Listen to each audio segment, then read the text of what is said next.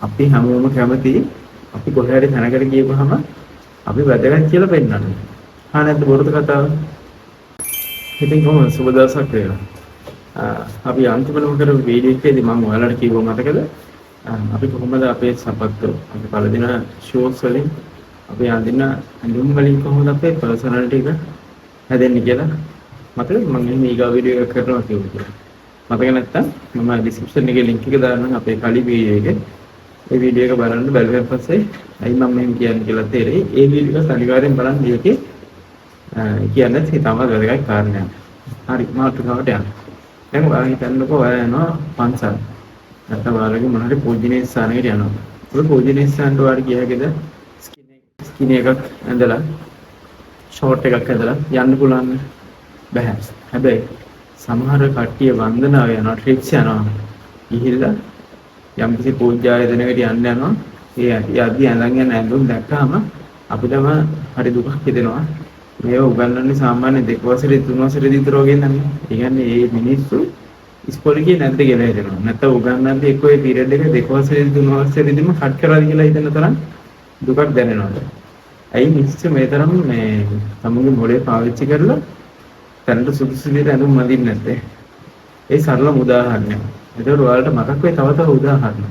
අපි කොහරි ගමනක් යද්දී දැන් අපි වෙඩින් එකකට යනවා කියලා හිතන්නකෝ. වෙඩින් එකට යද්දී කවදාවත් ගෙදරට අදින්න සරමකුයි ෂර්ට් එකකුයි නැත්නම් ගෙදරට අදින්න මාකට් බ්ලවුස් එකකුයි ස්කර්ට් එකකුයි එන්නේ එහෙම වෙඩින් එකට යන්නේ නැහැ නේ. වෙඩින් එකට යන හැටි රටාවක් තියෙනවා. ඒ රටාවට තමයි අපි වෙඩින් එකට යන්නේ. අන්න ඒක තමයි මම කියන්නේ. කියන්නේ අදින ඇඳුමනොත් ඔයගේ පෞරුෂත්වය මනින්න පුළුවන්. නිකන් හිතන්නකෝ ඔයා මං කියපු වගේ ඇඳුමක් කරගෙන ඒ අදාළ අවස්ථාවට ගිහම මිනිස්සු ඔයගේ කොහොමද බලන්නේ? අඳුම මොන කියන බලන්නේ නැහැ. කොටිම කියනවා නම් අපි හැමෝම කැමති අපි කොහේ හරි තැනකට ගියපුවාම අපි වැදගත් කියලා පෙන්නන්න. නැද්ද බොරුද කතාව? කවුරුත් කියන්නේ නැහනේ. හිතන්නේ නැහනේ මම හරි සෞත් විදිහට ඉන්නේ. ඕනේ දෙයක් හිතාගන්න කියලා එහෙම හිතන්නේ නැහනේ. පොඩ්ඩක් හරි තමුන්ට පුළුවන් පරිමාණයෙන් තමුන් දන්න පරිමාණයෙන් වැදගත් බව පෙන්වන්න හදනවා මිසක් නොවැදගත් බව පෙන්වන්න හදන්නේ නැහනේ. අන්නේ වැදගත් බව පෙන්වන්න ඔය පළවෙනින සපත්තුවේ ඉඳන් ඔය පළවෙනින සෙරප්පුවේ ඉඳන් ඔය අඳින ඇඳුම දක්වාම ඒ දේ දිහිදෙනවා. ඒ ඇඳුම මතු පිට ඇඳුම ගැන මම කියන්නේ අපි කලින් වීඩියෝ එක කරා මේ මතු පිට ඇඳුමට යටින් අඳින දේවල් ගැන වීඩියෝ එකක් කරා. ඒ වීඩියෝ එක බලන්න. හොඳට මතක තියාගන්න. ඔය අඳින ඇඳුමෙන් ඔය වටපිටාවේ ඉන්න මිනිස්සු ඔය දිහා බලන කෝණේ වාට වෙනස් කරන්න පුළුවන්. එතකොට ඔයාගේ පෞරුෂත්වය නිකම් මෙතනින් හැදෙනවා. නැත්නම් ඔයා යම් කිසි ස්ථානයකට ගිහිල්ලා කලින් කියපු උදාහරණයක් ගත්තම පූජා ආයතනයකට ගිහිල්ලා හිතන්නකෝ ඒ පූජා ආයතනයට ගියපහම අර විදිහේ ෂෝට් එකක් අඳගෙන ස්කින් එකක් අඳගෙන ගේට් එකෙන් අතට ගන්නවා. එතනින් මිනිස්සු ආදී කොහොමද බලන්නේ? හොඳ මේ ප්‍රසිද්ධ පූජ්‍ය ස්ථානයක නම් පොලිස් නිලධාරීන් පවා ඉන්න ඒගොල්ලෝ පවා ඔයාලා කතා කරන විදිහ වලට හිතා ගන්න පුළුවන් නේද? ඒ නිසා මේ අදාළ අවස්ථාවට ගැලපෙන විදිහට ඒ අඳුම අඳගෙන යන්න ඕනේ. හැබැයි ට්‍රිප් එකක් යද්දී ට්‍රයිපෝඩ් දාලා හොඳට මේ ෂූ ඔෆිෂියල් ෂූස් දෙකක් එහෙම දාලා එහෙම ට්‍රිප්ස් යන්න පුළුවන්. හොඳ ඔසර් එකක් ඇඳලා ෆුල් මේකප් එකක් දාලා එහෙම යන්න බෑ. ට්‍රිප්ස් යන විදිහක් තියෙනවා වෙනවා. හරිද? වෙඩින් එකකට යන විදිහක් තියෙනවා. ඔෆිස් එකකට වාට හිතෙන විදිහට යන්න නැහැ. දැන් මේ COVID-19 ප්‍රශ්නෙත් එක්කම අලුතෙන් ඇවිත් තියෙනවා work from home කියලා concept එකක්. ඒ concept එකත් එක්කම මේක ලංකාවේ විතර නෙමෙයි මුළු ලෝකෙම තියෙන සිද්ධියක්.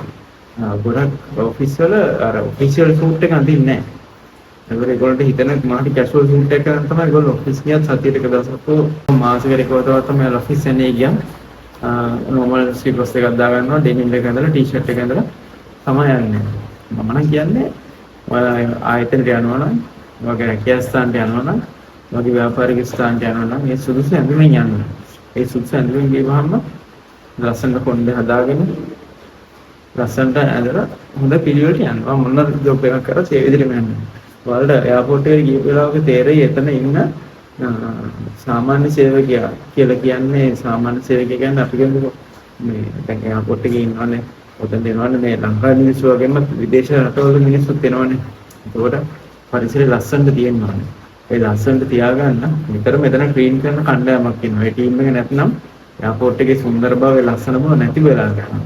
අන්නේ ටීම් එක බලන්න ඔයාලා ගියම කොච්චර ලස්සනට ඉන්නවද කියලා සමහරව ඔයාලටදී හොඳ නැදලා ඉන්නවා. ඔයාලටදී හොඳට කොණ්ඩේ බීරලා ඉන්නවා ඇති.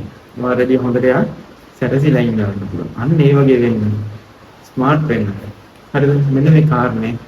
ඔයා දාන සපත්තු වලින්ම, ඔයා දාන ස්ලිපර්ස් වලින්ම සාමාන්‍ය හොඳ වගේ හොඳ පර්සන් ටිකක් වෙන්නත් පුළුවන් දෙයක් දාන්න ඕනේ. හරිද? දාන්නවල ඔහේ හිල් වෙච්ච ඇද වෙච්ච ඒවා දාන්න එපා. මම කියන්නේ අපහසුයෙන් ඒ හිල් වෙච්ච ඇද වෙච්ච ඒවා දාන මිනිස්සුන්ට මම නිග්‍රහ කරනවා නෙමෙයි. මම කියන්නේ ඔයාට දාන්න පුළුවන් නම් උපරිම හොඳ දෙකක් දාන්න try කරන්න. ස්ලිපර්ස් දෙක උනන. එතනින් පොවා ඒ හැමදේම බලන්න පුළුවන්. හැබැයි මම මේ කියන දේවල් යම්කිසි අපහසුතා මැද්දේ ජීවිතය ගත කරන මගේ මිත්‍යන් මේ වීඩියෝ එක බලනවා යාළුවා මගේ ටික තරහ වෙන්න එපා. ඔයාලටත් ඔය ඉන්න තැනින් ගොඩ එන්න නම් මේ දේවල් කරන්නම සිද්ධ වෙනවා මිත්‍යන්. එහෙම නැති තාක එන්න වයසට ගිහිල්ලා අන්තිමට වේදනාවෙන් තමයි මේ යන්නේ. කවදාකවත් සැපක් විඳලා නැතුව තමයි මේ යන්නේ. ඔයාලා යම්කිසි පෞරුෂයක් ඇතුව ජීවිතේ ජය ගන්න ජීවිතේ ඉස්සරහට ගෙනියන්න අවශ්‍ය නම් මෙන්න මේ ස්ටෙප්ස් ටික අනුගමනය කරන්න. ඉතින් අපි මේ වීඩියෝ එක මෙතනින් සමාප්ත කරනවා. අපි ඊළඟට ගෙන එන්න හිතන්නේ අපි දැන් ජීවිතේදී අපිට යම්කිසි වැරදික් වෙනවනේ. මට වෙච්ච වැරදින් වගේක් තියෙනවා. තුනක්. ප්‍රධාන වැරදින් තුනක්. ඒ වැරදින් තුන මම ඔයාලට කියන්නම්. ඔයාලට ජීවිතේ වගේ වැරදින් වුණාද? වුණා නම් ඒවා හදා ගන්න.